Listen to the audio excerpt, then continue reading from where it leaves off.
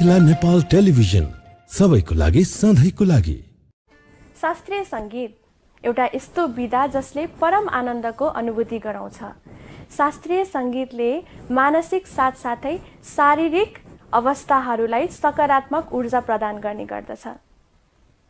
जसरी संस्कृत भाषालाई mother of language मानिन्छ, त्यसरी नै हामीले शास्त्रीय संगीतलाई पनि mother of any kind of music अर्थात् रुट अफ म्युजिक मान्छौँ। यसै विषयलाई आधार बनाएर नेपाल संगीत तथा नाट्य प्रज्ञा प्रतिष्ठानको आयोजना एवं मिथिला नेपाल टेलिभिजन र नेपाल शास्त्रीय संगीत समाजको सहकार्यमा हामी आजदेखि प्रत्येक हप्ता शनिबार साँझ 7 बजे हजुरहरू सामु शास्त्रीय संगीत संगत र संवाद कार्यक्रमका साथ उपस्थित हुनेछौँ। उक्त कार्यक्रम मिथिला नेपाल टेलिभिजन, नेपाल संगीत तथा नाट्य प्रज्ञा प्रतिष्ठान र नेपाल शास्त्रीय संगीत समाजको फेसबुक पेजबाट पनि हजुरहरूले हामीलाई हेर्न र सुन्न सक्नुहुनेछ। म जोनिसा पौडेल, म कुन्दन पाठक, स्वागत छ हजुरलाई यस कार्यक्रममा। नेपाल संगीत तथा नाट्य प्रज्ञा प्रतिष्ठानको आयोजनामा भइरहेको यस कार्यक्रममा यसै संस्थाका परम्परागत तथा शास्त्रीय संगीतका विभागका प्रमुख प्राज्ञ धीरेन्द्र प्रेमशीलज्यू हामीसँग उपस्थित हुनुहुन्छ। यस कार्यक्रमलाई औपचारिक रूपमा सुरुवात गरिदिनु हुन उहाँलाई म आफ्ना केही मन्तव्य राखिदिनु हुन हार्दिक अनुरोध गर्दछु। स्वागत छ सर हजुरलाई। धन्यवाद। शास्त्रीय संगीत संगत र संवाद नेपाल संगीत तथा नाट्य प्रज्ञा प्रतिष्ठानले आजबाट सुरु गरेको यो एउटा कार्यक्रम, जसलाई मिथिला नेपाल टेलिभिजन र नेपाल शास्त्रीय संगीत समाजले साथ दिएर एउटा सार्थक निष्कर्षमा पुर्याएको छ, प्रस्तुतिमा आइरहेको छ।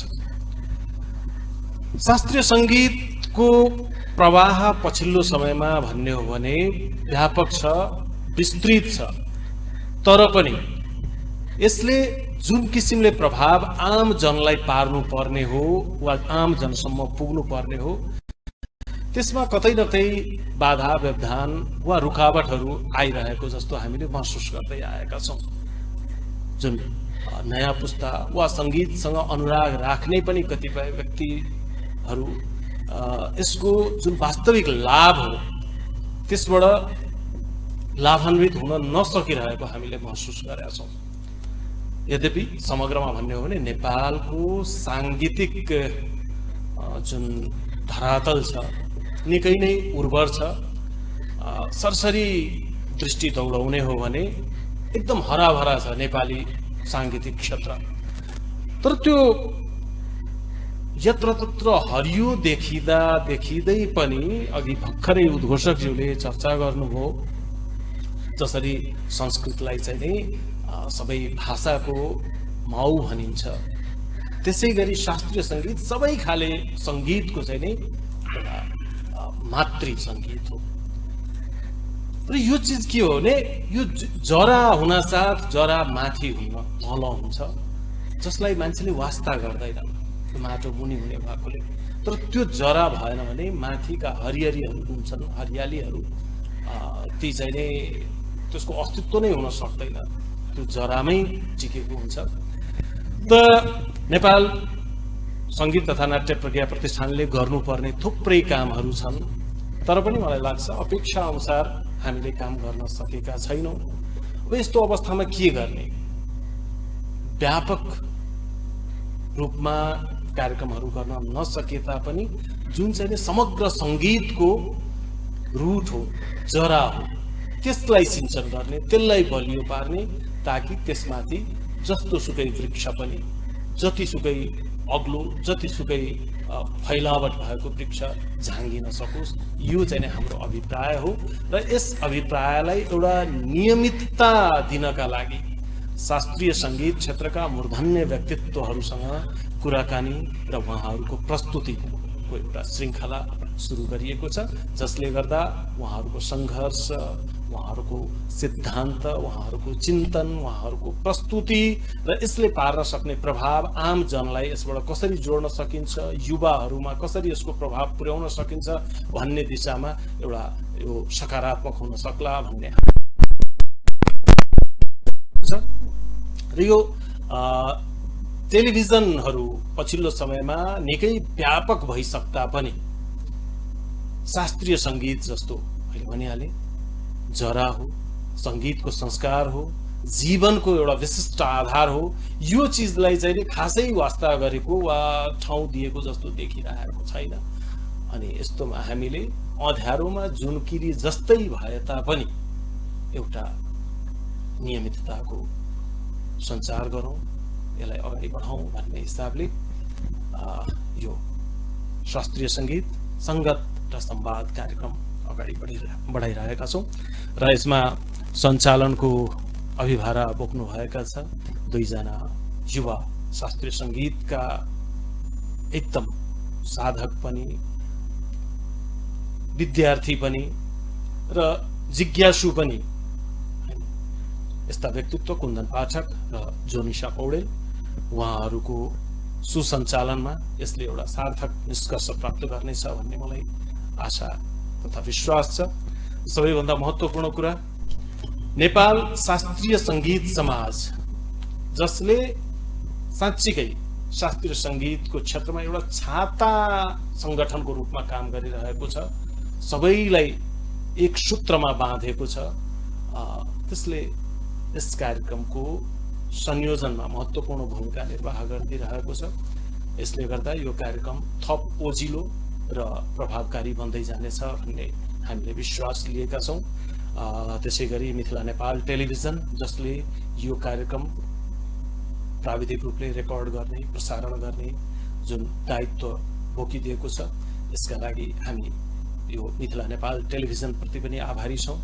र आज सबैभन्दा महत्त्वपूर्ण कुरा के भने कार्यक्रम सुरु भएको छ र पहिलो खुड्किलो अलिकति दह्रो टेक्न सक्दा त्यसले चाहिँ नै हाम्रो दूरगामी यात्रालाई सुनिश्चित गर्न सक्दछ र मलाई लाग्छ त्यो पहिलो खुड्किलोको रूपमा एकजना सशक्त व्यक्तित्व शास्त्रीय संगीत क्षेत्रका अत्यन्त बौद्धिक उचाइ भएका व्यक्तित्व, प्राज्ञिक व्यक्तित्व र प्रस्तुतिहरूमा पनि उत्तिकै निष्णात निपुण व्यक्तित्व डाक्टर ध्रुवेश चन्द्र रेग्मी, उहाँलाई आज हामीले प्रस्तुत गर्न पाएका छौँ पहिलो दिनमा।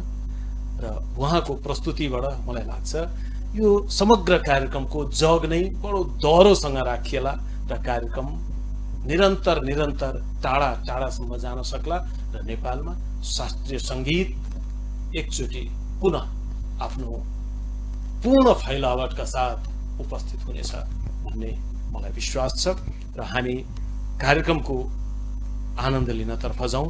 म यति भन्दै आफ्ना कुराहरू टुङ्ग्याउँछु र यो माइक्रोफोन हस्तान्तरण गर्छु कुन्दनजीलाई। धेरै धेरै धन्यवाद आदरणीय धीरेन्द्र प्रेमसी सरलाई। निकै नै सारगर्भित मन्तव्य राखेर जानुभयो।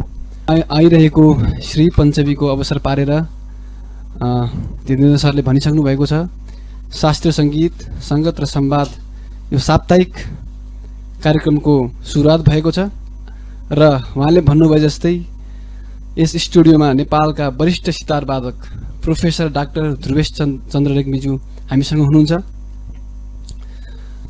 उहाँको बारेमा भन्नुपर्दा केवल उहाँ शास्त्रीय संगीतमा सितारवादन मात्र नभएर विभिन्न कलेजहरूमा अध्यापन पनि गराउनुहुन्छ र नेपालको सितारवादनको इतिहासमा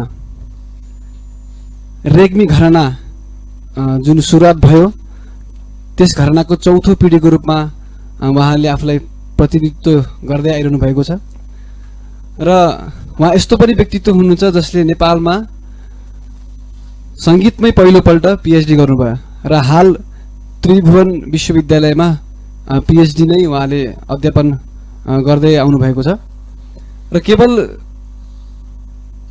संगीतको यो पक्ष मात्र नभइकन उहाँले आफ्नो एउटा साङ्गीतिक समूह सुकर्म भनेर धेरै अगाडिदेखि सुरु गर्दै आउनुभएको छ र नेपाल भारत लगायत अन्तर्राष्ट्रिय जगतमा पनि नेपाली लोक सङ्गीत र शास्त्रीय सङ्गीतलाई समायोजन गर्दै यसलाई अगाडि बढाइरहनु भएको छ।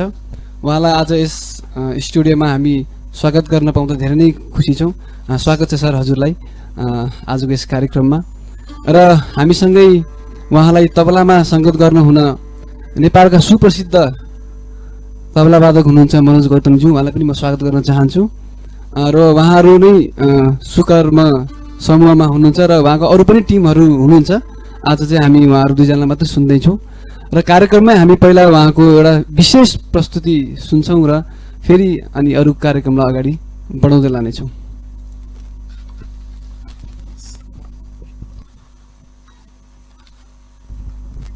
धन्यवाद कुन्दन भाइ, जोडिसकिनु।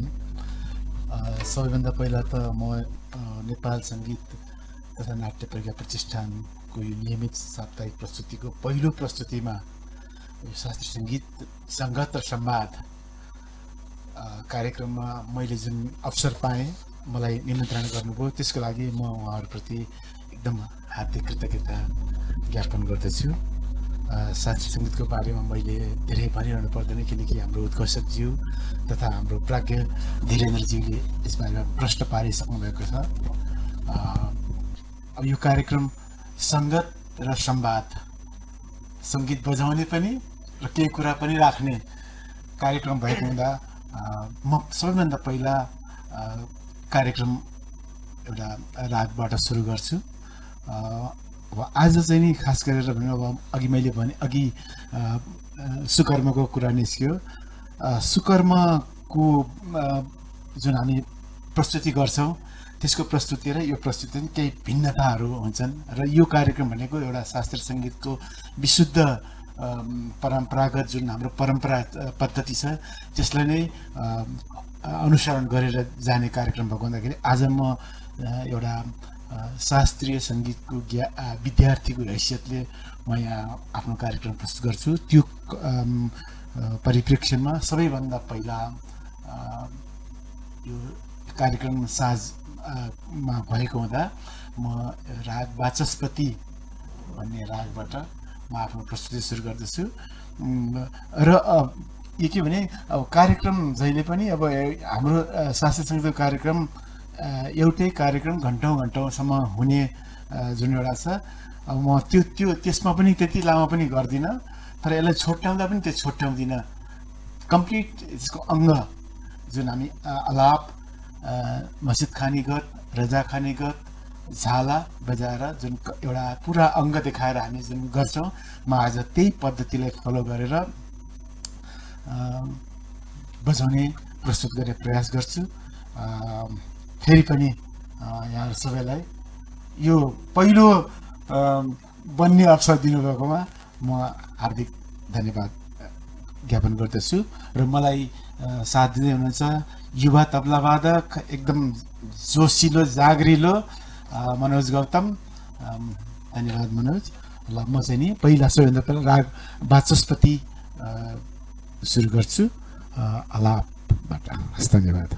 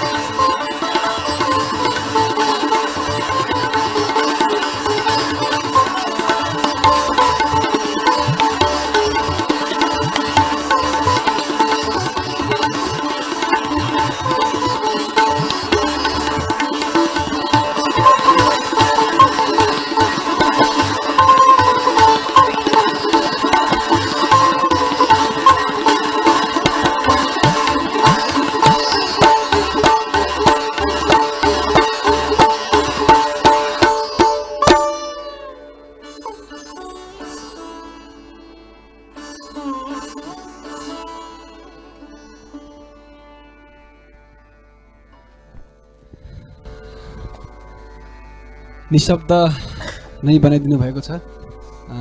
सरले हामीलाई अद्भुत यो प्रस्तुति चाहिँ पस्किनु भयो। धेरै धेरै धन्यवाद भन्न चाहन्छु म। मलाई एकदमै त्यो नोस्टाल्जिक फिलिङ भइरहेको छ, के बोल्ने कस्तो भन्ने खालको फिलिङ भइरहेको छ। एकदमै अद्भुत थियो यो प्रस्तुति। दर्शकवृन्द, अब भने हामी एउटा छोटो बिसनीमा जाँदैछौँ। कार्यक्रममा हामी फेरि चाँडै नै आइहाल्नेछौँ केही समयको विश्रामपछि।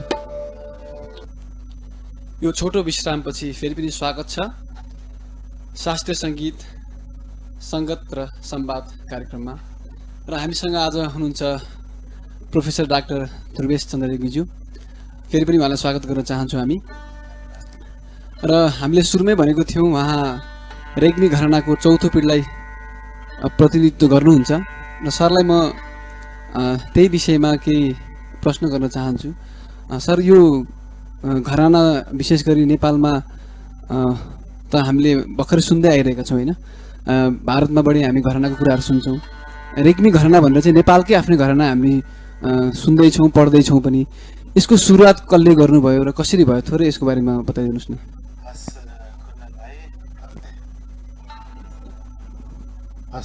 कुन्दन भाइ, धेरै धेरै धन्यवाद। एकदम मलाई पनि आएको प्रश्न सोध्नुभयो। घराना खास गरेर अब नेपालमा यो राणाकालको मध्यतिरबाट नेपालमा यो घरानाहरू अहिले जति पनि घरानाहरू छन् त्यति बेला चाहिँ नि उदय भएको देखिन्छ। तर लिङ्क खोज्दै जाने हो भने त अब कुनै न कुनै अरू भारतको अरू घरानासँग सम्बन्ध छ। त्यस्तै गरी रेग्मी घरानाको पनि सेनी घराना, खास गरेर बनारसमा पन्नालाल नागर भन्ने जो बीन वादक हुनुहुन्थ्यो, त्यसै नै तानसेन वंशको व्यक्ति, सागिर्द वंशको हुनुहुन्थ्यो। र उहाँबाट मेरो हजुरबुवाको बुवा पण्डित देवचन्द्र रेग्मी, जसले चाहिँ नि सामवेदको विद्वान हुनुहुन्थ्यो उहाँ। र उहाँ बनारस 20 वर्ष करिब बस्नुभयो। त्यो अवधिमा उहाँले वीणा र सितार बाजा सिकेर नेपाल आउनुभयो। र त्यसरी नै अब उहाँबाट उहाँको छोरा पण्डित कृष्णचन्द्र रेग्मी, जसले नेपालमा सङ्गीतमा सितारको घराना कायम गरे बापत इन्द्र राज्यलक्ष्मी प्रज्ञा पुरस्कार पाउनुभएको थियो। त्यसरी मेरो बुवा सतीश चन्द्र रेग्मी, प्राध्यापक सतीश चन्द्र रेग्मी, उहाँ चाहिँ नेपालको शिक्षा क्षेत्रमा उहाँले धेरै वर्ष काम गरेर प्राध्यापकको रूपमा त्रिभुवन विश्वविद्यालयमा काम गरेर निवृत्त हुनुभएको। त्यसपछि अहिले म कहाँ आएको छ, मैले यो बिडो सम्हालेको छु भन्नु पऱ्यो। तर अब अलिकति फरक के छ भने घरानाको सम्बन्धमा भन्नुपर्दा अब यो घराना खास गरेर पहिलाको कन्सेप्ट र अहिलेको कन्सेप्ट अलिकति फरक छ। पहिला के त्यो टेक्निकको हिसाबबाट घरानालाई बढी हुन्थ्यो, किनकि यो सञ्चार र यो अरू जुन विकास प्रविधिको विकास भएको थिएन। त्यसले गर्दा एउटा क्षेत्रको मान्छेमा अरू क्षेत्रको सङ्गीतको प्रभाव कमै पर्दथ्यो। त्यसले गर्दाखेरि जस्तो भनौँ न, अब जयपुर घराना, दिल्ली घराना, आग्रा घराना होइन, अब भन्ने जुन अहिले हामी सुन्छौँ नि यो शास्त्रीय सङ्गीतमा, किनभने आग्राबाट अर्को ठाउँमा जानु पर्यो, त्यहाँबाट त्यहाँ जाने भनेको एउटा ठुलै तपस्या गर्नु पर्थ्यो अथवा चाहिँ नि परिश्रम गर्नु पर्थ्यो। अहिलेको जस्तो खल्तीमा पेन ड्राइभ बोकेर अथवा चाहिँ सानो मिडियाको एउटा साधन बोकेर हामी संसारको सबैको कुराहरू सङ्गीतहरू सुन्न सक्छौँ नि। त्यसले गर्दा हामीले प्रभाव सबैबाट लिइरहेको छौँ।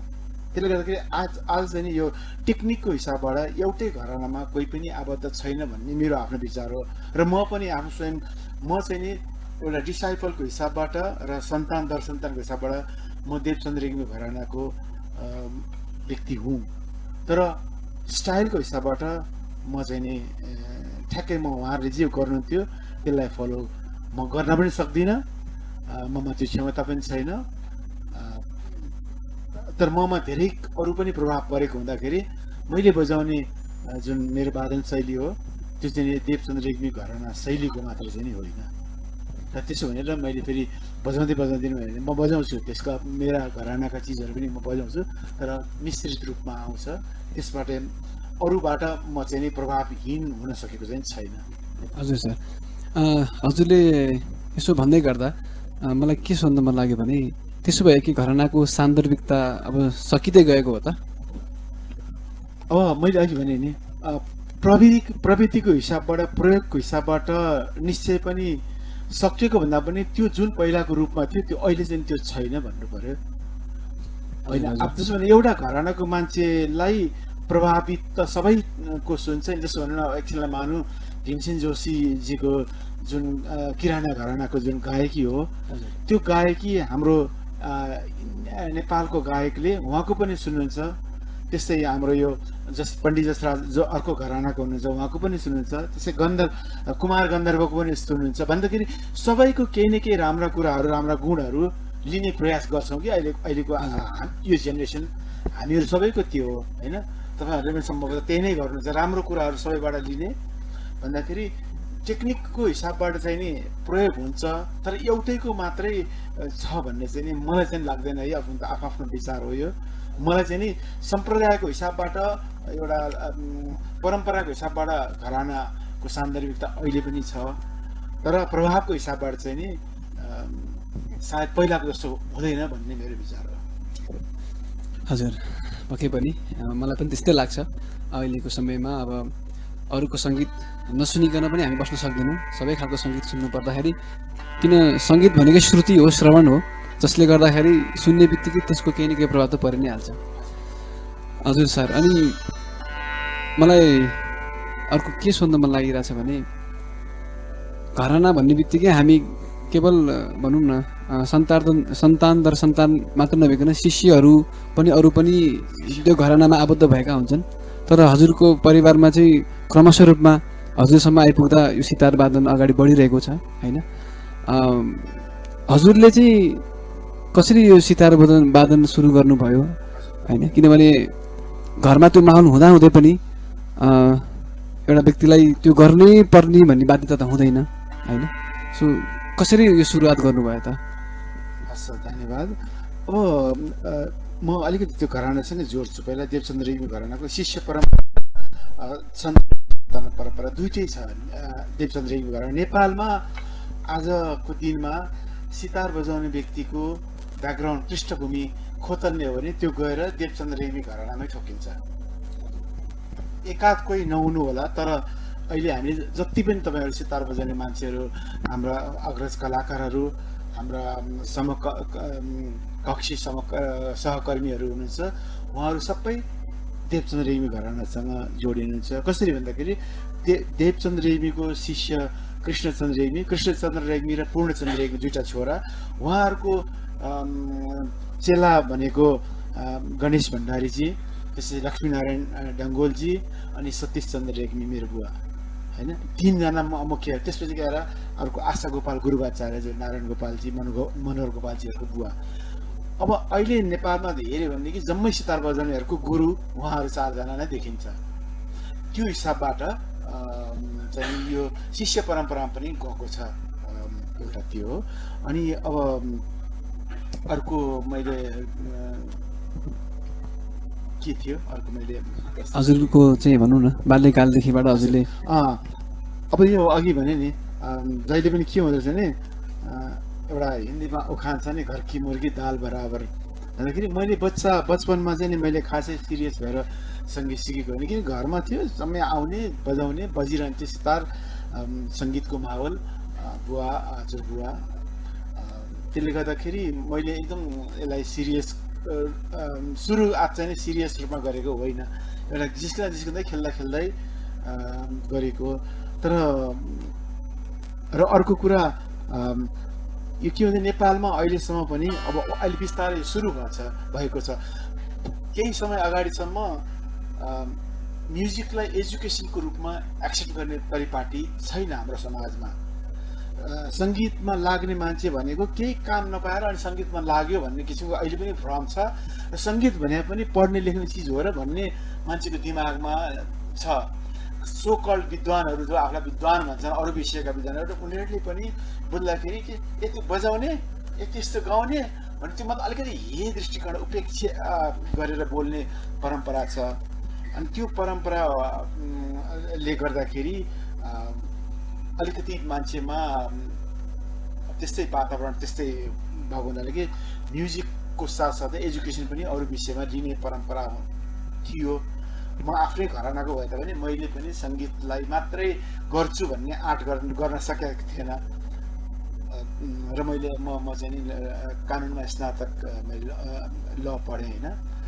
तर ल पढिसकेपछि मैले अधिवक्ताको लाइसेन्स पनि लिइसकेपछि र यता मैले सङ्गीतमा मास्टर्स गरिसकेपछि मलाई के फिल भनेदेखि नेपालमा कानुन व्यवसाय त धेरै छन् होइन।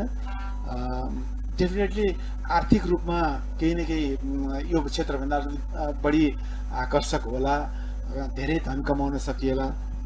तर सङ्गीतमा यदि राम्रो गर्न सकियो भनेदेखि त केही व्यक्तिमा परिन्छ भन्ने एउटा मलाई त्यो सोच आयो र त्यही सोचलाई मैले त्यो सोचमा अलिकति आफूलाई पनि दृढ बनाएँ र मैले सङ्गीत विषयमा पिएचडी गरेँ। किनकि मान्छेले म अघि भने नि सङ्गीत विषय भने पढ्ने लेख्ने यसमा पनि रिसर्च हुन्छ, यसमा पनि अनुसन्धान हुन्छ, त्यो सोचाइ छ कि भनेपछि त्यो सोचाइलाई मैले चुनौतीको रूपमा लिएर मैले सङ्गीत विषयमा विद्यावारिधि गरेँ र लिगल प्रोफेसनलाई मैले छोडेँ भन्दिनँ। अहिले पनि म केही न केही रूपमा म लिगल प्रोफेसनमा छु, तर म प्र्याक्टिसिङ लयर भन्दा पनि म रिसर्चहरूमा लागेको छु।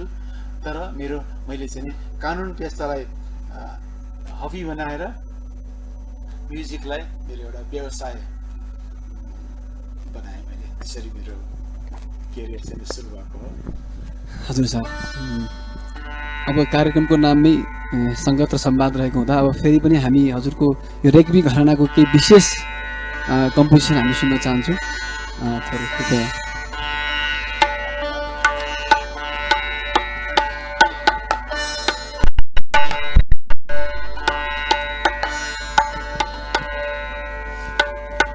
म देश रागमा एउटा पुरानो कम्पोजिसन बजाउँछु।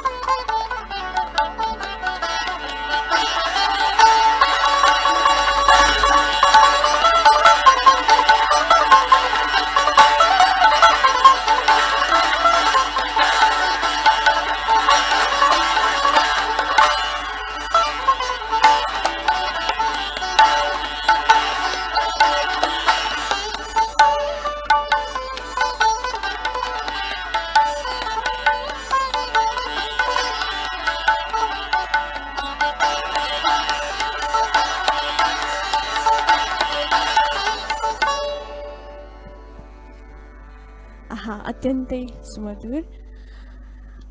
पक्कै पनि हाम्रो दर्शकवृन्दहरूले अहिले हेरिराख्नु भएको छ। कतिपय दर्शकवृन्दहरूलाई यो बाजा एकदम अनौठो लाग्न सक्छ। हामी आदरणीय सरलाई यो बाजाको बनोटको बारेमा पनि दर्शकवृन्दहरूलाई केही बताइदिन अनुरोध गर्दछु। धन्यवाद जोनिसा। सितार अब हेर्दाखेरि अनौठो किसिमको बाजा लाग्छ होइन, अलि लामो, तल माथि एकदम दुब्लो, तल मोटो है। यो खास गरेर यसमा 3टा पार्ट, यो काठबाट बनेको हुन्छ, पुरै यसको शरीर काठबाट बनेको हुन्छ। एउटा पत्ती पछाडिपट्टिको हुन्छ, एउटा डाँड भन्छ यसलाई, अनि यसको अगाडिपट्टि जुन कभर गरिन्छ त्यसलाई पत्ती भनिन्छ, अनि यो पोर्सनलाई तबली भनिन्छ। र यो जुन यो गोलो भाग छ, यो गोलो भाग चाहिँ नि यो किसिमको यो कुपिन्डो अथवा लौकाको बोक्रालाई जोडेर अथवा चाहिँ एउटै जति एउटै भयो भने त्यसको भाउ महँगो हुन्छ, जोडेर बनाएको इन्स्ट्रुमेन्ट त्यो सस्तो हुन्छ। त्यो हिसाबबाट यो बाजा बनेको हुन्छ। यो बाजामा खास गरेर एउटा तार मेन तार बज्छ र पछाडिको 3टा तार झालाक भनिन्छ यसलाई। यो झाला चाहिँ 2टा तार र त्यो सँगसँगै पञ्चमको तार बज्दछ र अरू बाँकी तार चाहिँ नि यसलाई एउटा शोभा आवाज राम्रो निकाल्नलाई सहयोग पुर्याउँछ। कतिले यदि यो मात्र तार बजाउनु भने किन राखेको पनि भन्छन् है, तर यो तार पनि बज्छ, तर यसको लागि अलिकति स्किल डेभलप हुनुपर्दछ। हामी बजाउँछौँ यो तारहरू पनि, तर यो तार भएन भने सितारको जुन साउन्ड अहिले आइरहेको छ त्यो आउँदैन। एउटा मात्र तार बजाए पनि यो तार राख्नाले यसको सितारको क्वालिटी चाहिँ नि एउटा आवाजको क्वालिटी चाहिँ नि वृद्धि हुन्छ र जति यो गुन्जन आउँछ त्यो चाहिँ यो भित्र खोक्रो भएको कारणले हुन्छ। र यो यसलाई ब्रिज भन्छौँ हामी, हरेक इन्स्ट्रुमेन्टमा हुन्छ र मुख्य सितारमा आवाज निकाल्ने काम यही ब्रिजले नै गर्छ।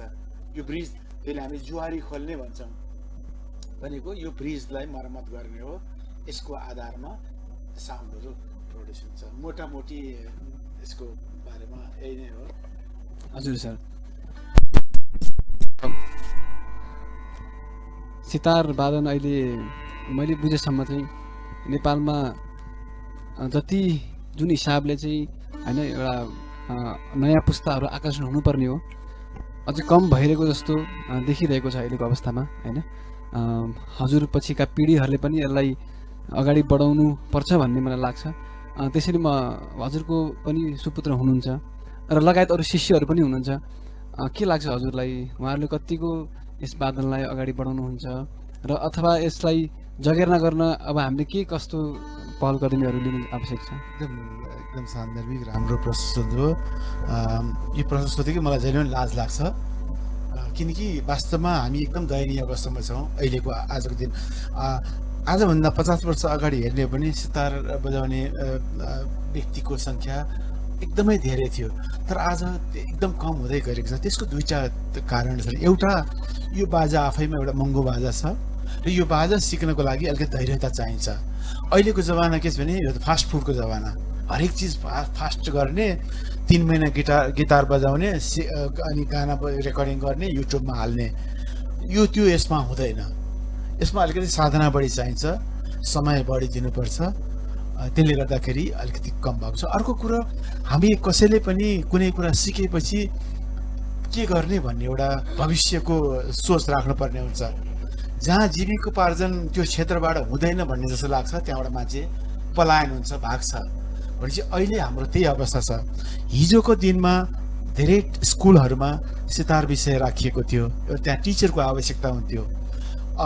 कलेजहरूमा प्रमाणपत्र तह थियो, राखिएको थियो। केही कलेजमा सितारको विद्यार्थीहरू प्रशस्त हुन्थे र सितार सिकाउनका शिक्षक पनि त्यत्तिकै आवश्यकता पर्दथ्यो।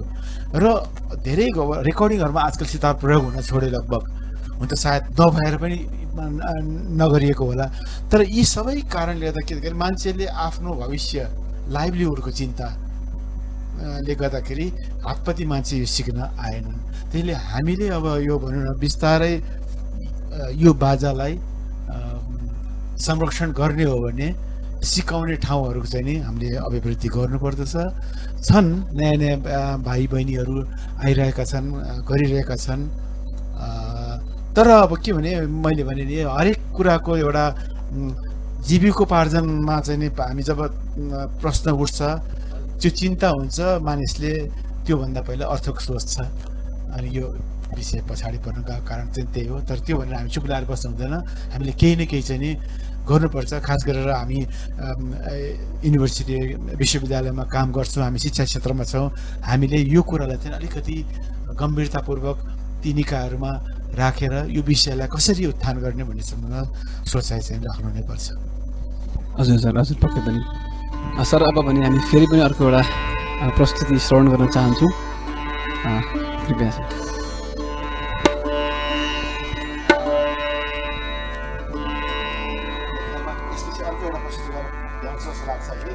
एउटा म बजाउँछु, त्यसपछि चौरी खाएको सेमी क्लासिकल। अहिले म फेरि रेग्मी घरानाकै एउटा राग खमाजमा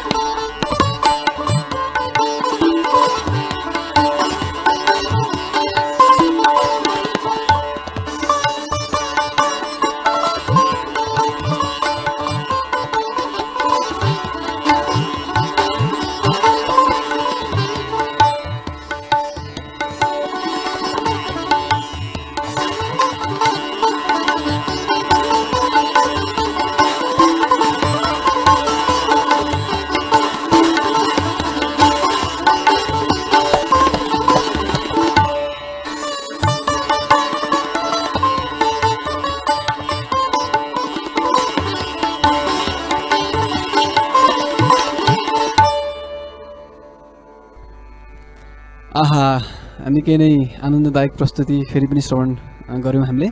अब भने कार्यक्रममा पालो भएको छ एउटा छोटो विश्रामको, हामी फेरि आइहाल्नेछौँ। फेरि पनि स्वागत गर्न चाहन्छौँ शास्त्रीय सङ्गीत, सङ्गत र संवाद कार्यक्रममा। सर, अब भने हामी थोरै सुकर्म साङ्गीतिक समूह यसको विषयमा केही कुरा गरौँ। यो समूहको परिकल्पना कसरी भयो र यसको उद्देश्य के हो र अहिले कसरी अगाडि बढिरहेको छ? हस् जनिसा, धन्यवाद। सुकर्मको परिकल्पना सबैभन्दा पहिला म अतुललाई सम्झिन चाहन्छु। मेरो श्रद्धेय मित्र अतुल, मेरो एउटा मलाई पनि प्रेरणा दिने, हामी दुईजनाले के भन्छ सहपरिकल्पना हो यो, होइन? हामी दुईजनाकै। तर हामीले के थियो भने पहिला हामीले लगभग 98तिर एउटा रेकर्डिङ गरेका थियौँ। यो सिम्फनी भन्ने रेकर्डिङ थियो, स्टुडियो थियो त्यहाँ। अनि हामीले चाहिँ त्यो बुकिङ गर्दाखेरि अनि हामी त्यो हाम्रो त्यो पहिला ग्रुपको नाम कर्म भन्ने ग्रुप थियो, कर्म मात्र थियो, सुकर्म थिएन। अनि जहिले पनि त्यहाँ रेकर्डिङ गर्दा आज कर्मको बुकिङ छ भनेर भन्ने के, कर्म भनेको अब हाम्रो लामा साथीभाइहरूको नाम हुन्छ नि, होइन? अनि कर्मको बुकिङ छ भनेर भन्ने। अनि हामीलाई कस्तो के कर्मको बुकिङ, अनि हाम्रो छ नि त भन्यो भने त होइन तपाईँहरूको कर्मको पो छ भन्छ कि। अनि एक दिन त कर्म लामै लेखिदिन्छ कि बुकिङमा। त्यो एउटा भयो। अनि हामीले चाहिँ नाम अलिकति परिवर्तन गर्नुपर्छ कि भन्ने एउटा त्यो सोच राखेका थियौँ। अनि त्यसरी नै हाम्रो जापानमा कन्सर्ट थियो 2002मा। त्यति बेला चाहिँ हामीले कर्म नै भन्थ्यौँ है हाम्रो ग्रुपलाई। अनि 2002 जापान अर्गनाइजरले के भने यो कर्म भनेको अलिकति कस्तो कस्तो शब्द भयो हाम्रो यहाँ, यसलाई चेन्ज गर्न मिल्छ भनेर सोधेँ कि। अब एउटा ग्रुपको ब्रान्ड बनिसकेको कुरालाई कसरी चेन्ज गर्ने, लगानी भइसकेका छ नि धेरै। अनि सल्लाह गऱ्यौँ विद्वानहरूसँग। अनि उहाँहरूले के भन्दा कि ठिक छ, कर्मको अगाडि सु थपिदियो, त्यसलाई भन्नु कर्मको भावलाई अझै वृद्धि गरिदिन्छ होइन। त्यो हुनाले पहिला सु दिएर ड्यास दिएर कर्म लेख्ने गर। मान्छेले त कर्म छ, एकातिर सु भन्ने हुन्छ, त्यसले कर्मको अस्तित्व पनि रह्यो अनि नयाँ नाम पनि भयो भने हामीले त्यो गऱ्यौँ र कालान्तरमा गएर सुकर्म चाहिँ नि त्यो विश्वको ड्यास हटाइदिउँ, सुकर्म भयो। तर यसको परिकल्पना कसरी गऱ्यो भनेदेखि अब हामी शास्त्रीय सङ्गीत बजाउँछौँ, अब तर के भने हाम्रो शास्त्रीय सङ्गीतको एउटा परम्परागत जुन प्रवृत्ति पद्धति जुन छ त्यसको चाहिँ लामो लामो कम्पोजिसनहरू हुने, अनि हामी आफ्नो सङ्गीत मात्रै हामी ठुलो, अरू सङ्गीत हाम्रो चाहिँ नि साना सङ्गीत भनेर हामी जुन एउटा हामीप्रति एउटा यही भावहरू पनि हुन्छ कतिपय मान्छेमा,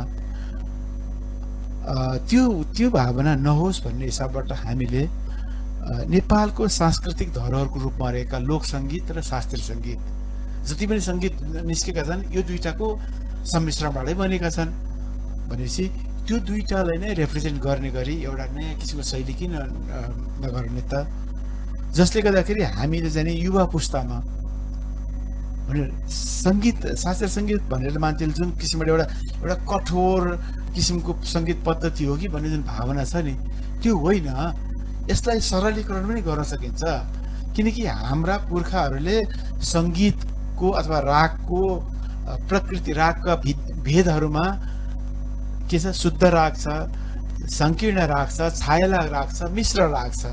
त्यो भने के हो, जसले शुद्ध राग बजाउन चाहन्छ उसलाई पनि स्पेस छ, जसले गजल अथवा ठुमरी अथवा चाहिँ अरू किसिमको एउटा धुन बजाउने इच्छा राख्छ त्यो के भने सङ्गीतभित्र शास्त्रीय सङ्गीतकै परिभाषाभित्र पर्दछ। भन्दाखेरि शास्त्रीय सङ्गीतको दायरा यति ठुलो छ कि त्यसलाई हामीले जसरी पनि सङ्गीत सबै किसिमको सङ्गीतलाई त्यसभित्र परिभाषित गर्न सक्छौँ।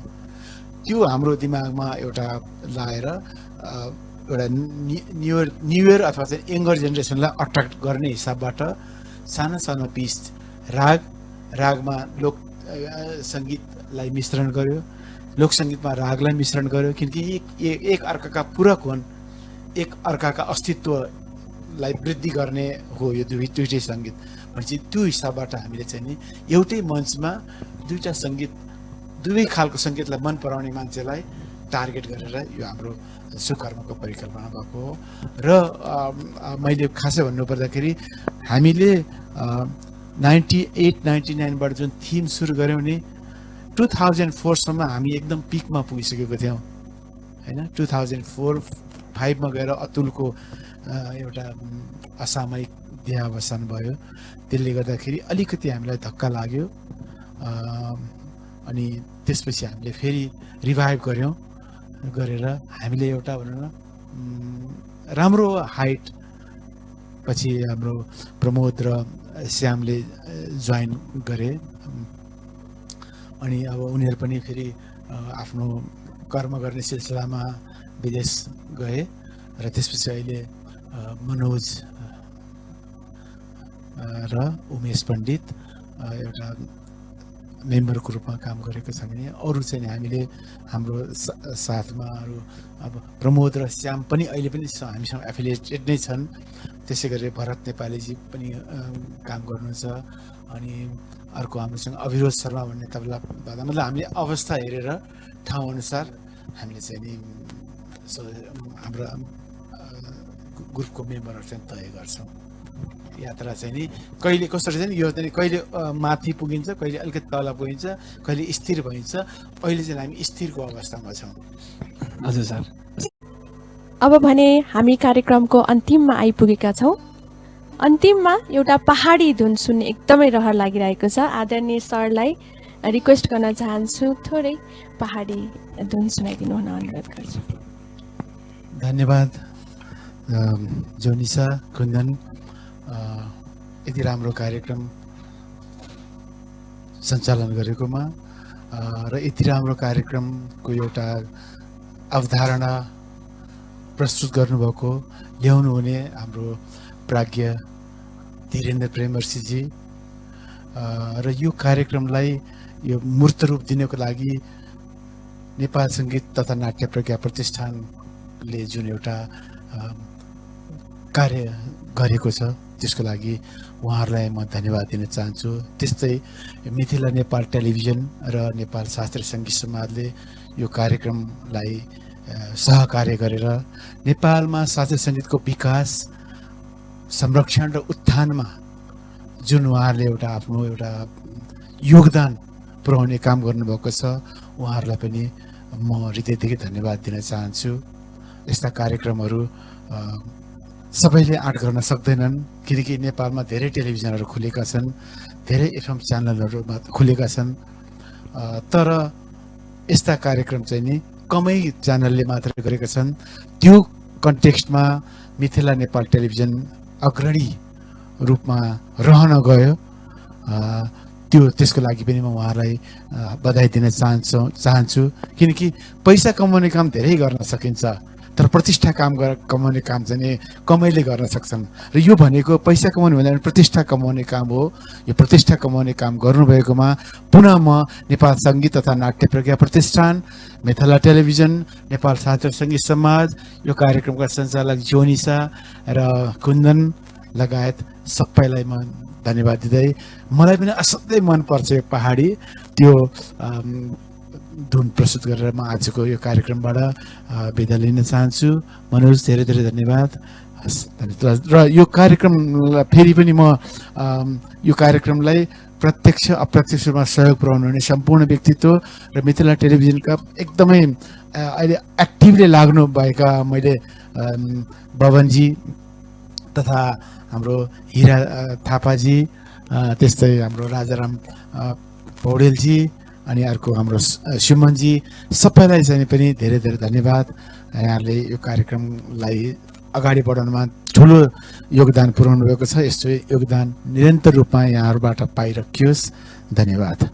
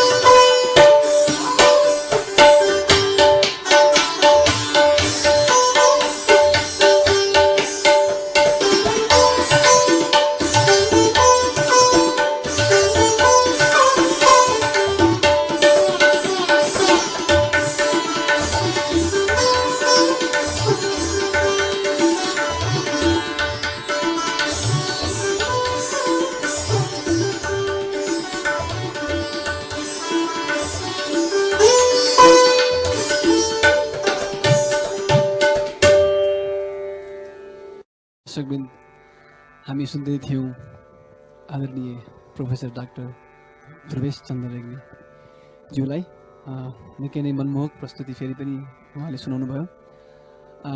कार्यक्रमको यो पहिलो श्रृङ्खलामा नै उहाँ जस्तो विद्वान व्यक्तित्व पण्डित व्यक्तित्व आएर हामीलाई हौसला बढाइदिनु भयो। त्यसको लागि म उहाँलाई हृदयदेखिबाट नै धेरैभन्दा धेरै धन्यवाद भन्न चाहन्छु। र साथै तबलामा साथ गर्नुहुने हाम्रो आदरणीय मनोज गौतम दाईलाई पनि म धेरै धेरै धन्यवाद दिन चाहन्छु। दर्शकबिन्द हरेक हप्ताको शनिबार साँझ 7 बजे हामी फेरि पनि आउनेछौँ। त्यतिन्जेलसम्मलाई बिदा दिनुहोला। हस्, नमस्ते।